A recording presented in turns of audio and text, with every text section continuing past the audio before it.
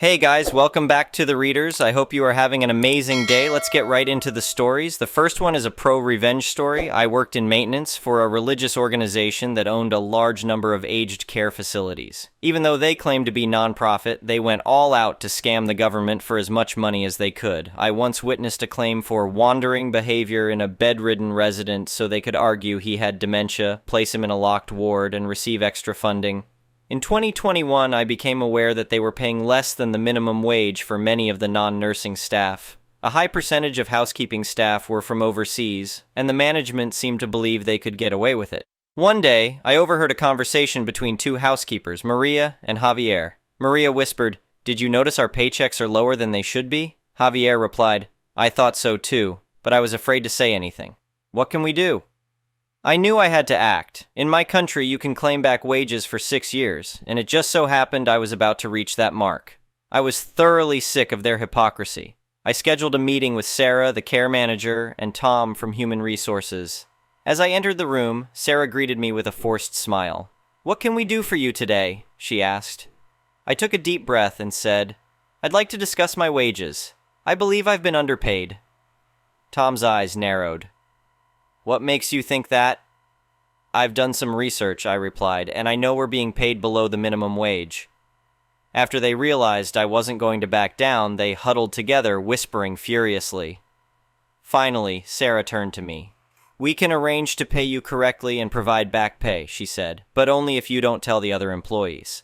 I declined, knowing I had recorded the entire conversation. I took them to Fair Work, an independent workplace ombudsman. It ended up costing them over $900,000 to back pay everyone. In retaliation, they made everyone with the same job description as me redundant because they couldn't think of a way to legally fire me. They then outsourced maintenance, which ended up costing them much more. As I cleared out my locker, my colleague Dave approached me. "I can't believe they're doing this," he said. "What are you going to do now?" I smiled. "I'm taking a nice holiday with the redundancy pay, and I'm not done yet." True to my word, I took a well-deserved break. Upon my return, I informed on them, with documented proof, to the government aged care regulator for fraud. They were inspected with a fine-tooth comb, and 2 of their flagship homes were put under 6 months of constant government supervision. The last time I drove past one of their facilities, I saw a group of inspectors entering the building. It was a small victory, but it felt good. Always remember that wage theft is the largest crime wave in history. It's ongoing, and no one ever goes to jail for it, but that doesn't mean we can't fight back. The next one is an entitled people's story. I never thought I'd be fighting for my livelihood against a group of power-hungry busybodies, but here I am. My name's Tom, and I've been a farmer all my life. My family's owned this land for generations, and I was proud to carry on the tradition. That is, until the day I woke up to find half my crops destroyed by a bunch of idiots who didn't know the difference between a homeowners association and their own backsides. It all started when a new housing development sprung up about a mile down the road from my farm. At first, I didn't pay much attention to it. Live and let live, right? But then I started noticing these fancy cars driving by more often, slowing down to gawk at my fields like they'd never seen corn growing before. One day, while I was out checking on my irrigation system, a woman in a suit that probably cost more than my tractor pulled up in a shiny BMW. She got out, wrinkling her nose like she'd smelled something bad, and marched right up to me. "Excuse me," she said, her voice dripping with fake politeness. "I'm Sandra Perkins, president of the Sunny Meadows Homeowners Association. We need to discuss your property." I wiped my hands on my jeans and gave her a puzzled look. "Ma'am, I think you might be lost. This here's private property, and it ain't part of any housing development." She laughed like I'd just told the funniest joke she'd ever heard. "Oh, you're mistaken. All land within a 5-mile radius of Sunny Meadows falls under our jurisdiction, and I'm afraid your farm is in violation of several of our regulations." Now, I'm usually a patient man, but this lady was testing me. "Look, Miss Perkins, I don't know what you think you're doing, but this farm's been here long before your little subdivision was even a twinkle in a developer's eye. We're not part of your homeowners association, and we never will be." She didn't like that one bit. Her face turned red, and she started waving a stack of papers in my face. "These bylaws clearly state that all properties must maintain a certain aesthetic standard. Your crops are an eyesore, and that rusty old barn is bringing down property values." I couldn't believe what I was hearing. "Lady, this is a working farm. It ain't supposed to look like one of your manicured lawns. Now I'm asking you politely to leave my property." She stormed off, but not before yelling, "You'll be hearing from our lawyers." I didn't think much of it at first. I mean, how could they possibly have any say over my land? But over the next few weeks, I started getting letters in the mail, each one more threatening than the last. They demanded I tear down my barn, replace my crops with approved vegetation, and pay thousands in fines for violations. I tried ignoring them, figuring they'd eventually realize their mistake. Boy, was I wrong. One morning, I woke up to the sound of heavy machinery. I rushed outside in my pajamas to find a team of workers with bulldozers tearing through my cornfield. Sandra Perkins was there, looking smug as could be. "What the hell do you think you're doing?" I shouted, running towards them. "Enforcing our regulations," she said coolly. "You were given ample notice to comply, and you chose not to. So we're taking matters into our own hands." I was seeing red. "This is illegal. You can't just destroy someone's property." But they didn't stop. I called the police, but by the time they arrived, half my crop was already destroyed. The officers seemed confused about the whole situation, and Sandra was quick to shove her paperwork in their faces. "It's all perfectly legal," she insisted. "We have the authority to enforce our standards." The police told me it was a civil matter and that I'd need to take it up in court. Meanwhile, my livelihood was being ripped apart right in front of me. I knew I needed help, and fast. I called up my old buddy Mike, who'd become a lawyer in the city. When I told him what was happening, he couldn't believe it. "Tom, this is so illegal it's not even funny," he said. "They have absolutely no jurisdiction over your property. We're going to shut this down and make them pay." Mike drove out the next day, and we immediately filed for an emergency injunction to stop the destruction. The judge took one look at our evidence and ordered the Homeowners Association to cease all activities on my land immediately. You should have seen Sandra's face when the sheriff showed up with the court order. She tried to argue, but the sheriff wasn't having any of it. "Ma'am, if you or any of your people set foot on this property again without the owner's permission, you'll be arrested for trespassing," he said. That stopped the destruction, but the damage was already done. I'd lost a good portion of my crop, and the soil was all torn up. Mike assured me we'd make them pay for every penny of damage, plus a whole lot more for their illegal actions. The lawsuit that followed was a doozy. Turns out Sandra and her Homeowners Association cronies had been pulling this stunt all over the area, trying to bully people into joining their association or facing consequences. They'd forged documents, lied to local officials, and caused thousands of dollars in damage to people's properties. When we presented our case in court, it was like watching a house of cards collapse. Their lawyer tried to argue that they genuinely believed they had authority over the surrounding areas, but the judge wasn't buying it. "Ignorance of the law is no excuse," the judge said, "especially when you're claiming to enforce laws that don't exist." In the end, the court ruled entirely in our favor. The Homeowners Association was ordered to pay for all the damage they'd caused, plus a hefty sum for emotional distress and lost income. Sandra and a few other board members were even charged with criminal mischief and fraud. But the best part, the judge ordered the complete dissolution of the Sunny Meadows Homeowners Association. Turns out they'd been operating without proper registration and had violated so many state laws that they were deemed unfit to continue. As we left the courthouse, Mike patted me on the back. "How's it feel to take down a corrupt homeowners association, Tom?" I couldn't help but smile. "Feels like justice, Mike. But you know what? I think I'm going to plant some extra corn this year. Might even paint my barn a nice bright red. Let's see them try to complain about that." The whole ordeal was a nightmare, but in the end, it brought our community closer together. The folks from the housing development, free from Sandra's tyranny, turned out to be pretty good neighbors. Some even started community gardens, inspired by my farm. As for Sandra Perkins, last I heard she'd moved to the city, probably for the best. I don't think she was cut out for country living anyway. The next one is a petty revenge story. So I'm the manager at a late-night chicken and waffle place in the neighborhood. Our waffles are anatomically correct, and as such, we have some fun. It's good food, good atmosphere, and good customers. Well, as should be expected, a group of kids, young teens by the sound, constantly prank call us. Usually just thinking they're funny by calling us gay or whatever stupid crap. For the most part, we play with them. One of us likes to duck with them. I like to answer their questions honestly and in excruciating detail, not graphic cause they're kids.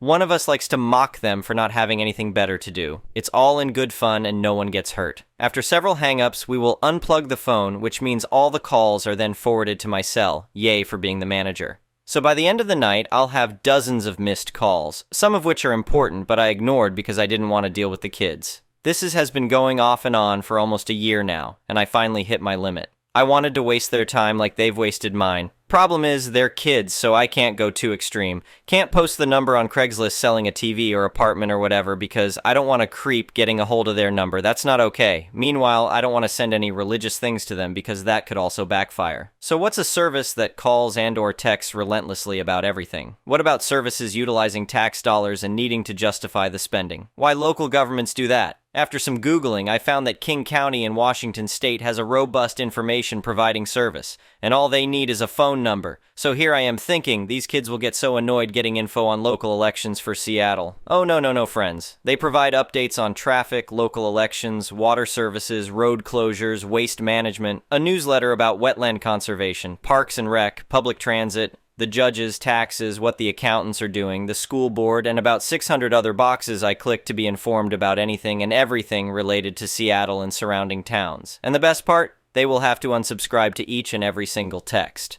But can't they unsubscribe from the master list, you might ask? Of course they can, online, and I created the account using the kid's number and my own password. And there's no way they'll guess it, as it's a computer-generated password. Whoops, I really hope this inspires them to want to move to that beautiful corner of the country. Will they stop calling me? God, no. They aren't learning any lessons, but they will be just as annoyed as I am, and that's worth it. The next one is a malicious compliance story. This happened a couple of years ago, but I was thinking about it recently. I worked for a company doing their media design, graphic design, photography, live event AV, video editing, ECT. This company held big events, and over my years at the company, I was given more and more unrelated responsibilities until I was doing the jobs of at least 4 people. They also never helped pay for any materials, so all of the necessary media equipment was paid for out of pocket. All of them had my name on them to make sure that it wouldn't get lost if I lent it out. Over the years, I had accumulated a pretty impressive supply through secondhand purchases and watching for deals. By the time I hit my 5th year there, I had thousands of dollars in high-end equipment that was used for almost every part of the organization's promotion and event production. I think you can see where this is going. One day, I was brought into my boss's office and told that they would be downsizing and had found someone fresh out of college with no real-life experience that will be taking over my job, as well as a few others. I was completely caught off guard. They then had one of the people from corporate follow me to my office to assist in cleaning out my stuff. He specifically said, "Take everything that is yours, you won't be coming back." So that's what I did. They clearly expected the usual paper box full of some photos and a plant, but instead I had them hauling crate after crate of our media and event supplies to my car. I had a 2004 Ford Explorer at the time, and by the time I left it was filled to the brim. With every box that we took out to my car, my boss began to get more and more panicked. At one time he said, "You can only take things that are yours." And through my sadness and anger, I was able to find it in me to kindly tell him that every single thing I was taking was mine, and that I kept all receipts if he wanted proof. The final nail in the coffin was when I told him that I would need access to the arena's AV booth and the catwalk. I still remember the fear in his eyes. We went, and I unplugged all of my cameras that I had been lending to my events team, all of which were clearly marked with my name. I felt like the Grinch just walking around and taking all the random things in the building that had my name on them. Driving away, I was heartbroken that a company I had given 200% to in every way had picked someone younger and fresh out of college to replace me. But I won't lie, the smugness of watching their face as I stripped the place bare was worth it. Looking back on it, that was the worst and most toxic job I've ever had. The company only lasted another year before they folded entirely, and I like to believe that I had a hand in that. And to think, if they had just compensated me fairly and purchased the necessary things themselves instead of forcing me to provide my team with things, they wouldn't have had to start from scratch. The next one is an entitled People's Story. I understand that the title might seem exaggerated, and given the circumstances, it probably wasn't a serious threat, but at the first moment, I definitely took it that way. Anyway, let's start at the beginning. Last weekend, I was at a festival which carries quite a bit of relevance in the area. What's special about this festival is that it uses what some locals call the Nazi festival area, given that it was used for the NSDAP rallies from 1933 to 1938. And was going to be used for much longer if it wasn't for the war. There are reminders of Germany's darkest past like every 5 meters. Nowadays it serves as a memorial, museum, and occasionally as a venue for big events like said festival. Anyways, keep in mind the special history of that place. So I was generally having a good time as there was no shortage of alcohol and people were actually giving me lots of attention because I was wearing a unicorn costume, just to stand out a little. To be honest, it was hot as duck and rather impractical, but people generally found it funny, and especially the security personnel always smiled when they saw me, and that made it worth it. As the day went on, I saw a guy with a jack that had a very cool patch, and I thought to myself, I can't sew a patch on in that short time until the next act, but I do have a sticker with the message, so I'll just stick that on for now. The message on the sticker in question? Duck Nazi. Given that I paid attention in history class, I can tell you with 100% certainty that duck Nazis is not a controversial statement to make. It is the only posticion to support. If you disagree with me about this, go back to whatever cave you came from and duck yourself. So generally I had a great time. Billy Talent was playing. Green Day was next, and people now seem to enjoy my outfit even more. That's when I felt a little exhausted and stepped out of the mosh pit to take a breath. While facing the stage, I felt someone touching the horn of my unicorn costume and doing jerk-off motions. I looked around, and because this wasn't the first time I said, well, that's it, I just came. The man and the woman, both in their early to mid-20s, laughed, but the laugh died down when they saw my sticker, which was placed on my chest, BTW. The woman tried to take it off, and I said, no, this needs to stay, I am an anti-fascist unicorn. She still tried to pull it off, and I asked, being very optimistic, do you need one? I got some more. She said, yeah, give me all of them. I thought something was wrong and only gave her one. She tried to light it on fire, which didn't work, to which I said, it is common knowledge that Nazis want to burn crap, so we're prepared, that won't work. She then held the lighter towards my costume and said, doesn't matter, you're gonna burn anyways. At that moment, I was a little nervous. On the one hand, I thought, she wouldn't do that, right? I mean, an incident like that would likely mean the festival would be canceled, right? Also, there's plenty of people around to witness help me, and security was only 5 meters or so away to detain her should things escalate. On the other hand, I thought, this woman, actually I had some other choice words in my mind for her, but I can't remember all of them, came the 2 former Nazi party rally grounds and tried to set a duck Nazi sticker on fire. It takes a different kind of ignorance, stupidity, and lack of social awareness to try that. Who know what she'd do? Long story longer, I was too stunned to say anything smart, so I just slapped the lighter away and mumbled something like, read the ducking room and go back to 5th grade history. But I doubt she heard it. The festival in general was insane, but this little incident on the first day threw a shadow over the other days for me too. That is, until the last day about 50-60K people did a middle finger wave dedicated to the German far-right party and chanted that the City country hates them. That restored my faith in humanity a little. The next one is an entitled parent's story. I, 30F, want to preface this by saying I am almost NC with my bio-dad for a million reasons. However, this summer was my grandma's 80th birthday and my family got together to celebrate. It was my dad's mom, so he was there along with 5 out of 6 of us kids. Youngest is 19, and I turned 30 soon after the trip. One of these days of the visit, we did a sibling beach day, which included our dad. My sister, 25, and I were putting on sunscreen. Our aunt literally just had skin cancer removed from her scalp. We made sure we weren't near anyone and were only spraying ourselves each other. My dad flipped because sunscreen is on a long list of things he doesn't believe in and thinks is toxic. He started shouting at us that we were spraying it on other people. Not even him, just the wind may have carried it onto the bag of somewhere near us. I stood my ground and explained we literally checked prior to starting to make sure no one was around to get sprayed. This resulted with him getting into a few inches from my face and yelling at me aggressively to keep talking back and see what happens, which resulted in me having a panic attack because of my PTSD, which he then belittled me for and said I needed to get over. He then later on the trip criticized my choice in men despite him literally being the reason I am so comfortable being with people who are abusive. He also caused me to miss my flight because he was busy screaming at my grandma until she cried. Airport was over an hour away and no public transportation in this area. He gets upset I don't stay in contact with him and that I'm closer to my stepdad than him. I literally only see him at family events maybe once or twice a year and we have virtually no relationship with each other outside of that. I still love him because he's my dad, but he is trash at being a parent and did some serious psychological and sometimes physical damage on me and my siblings. I am way better off when he's not around, and the older I get, the harder it is to associate with him. Thank you for watching. I would really appreciate it if you could like the video and subscribe to our channel if you haven't already. We'll see you again tomorrow.